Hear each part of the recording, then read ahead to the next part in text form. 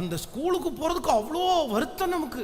ஐயோ இன்னைக்கு லீவ் வராதா, இன்னைக்கு அப்படி இங்கே கிளம்பும் போதே நினைப்போம் பேப்பரில் பாருங்க ஏதாவது லீவ் ஏதாவது வந்திருக்கா அப்படின்னு சொல்லி. அது லீவு அப்படின்னு ஏதாவது கேள்விப்பட்டோம்னா சனிக்கிழமைன்னு சொன்னால் அந்த வெள்ளிக்கிழமை நைட்டு வெள்ளிக்கிழமை சாயந்தரம் அந்த ஸ்கூலு விடும்போது ஒரு சந்தோஷம் இருக்கும் பாருங்க.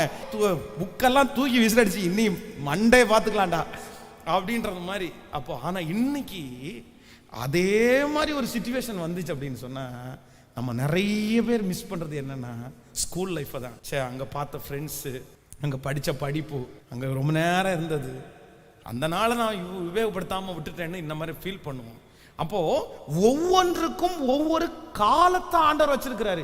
நீ படிக்க வேண்டிய நேரத்தில் நல்லா படிச்சிடணும், அப்போதான்டா எதிர்காலம். நீ வேலை செய்ய வேண்டிய நேரத்தில் வேலை செய்யணும், அப்போதான் உன்னுடைய எதிர்காலம். இந்த வரைமுறையே ஆண்டவருடைய பிள்ளைகள் நீங்க சரியா கொண்டு போகல அப்படின்னா உங்க வாழ்க்கை சிறப்பாய் அமையாது.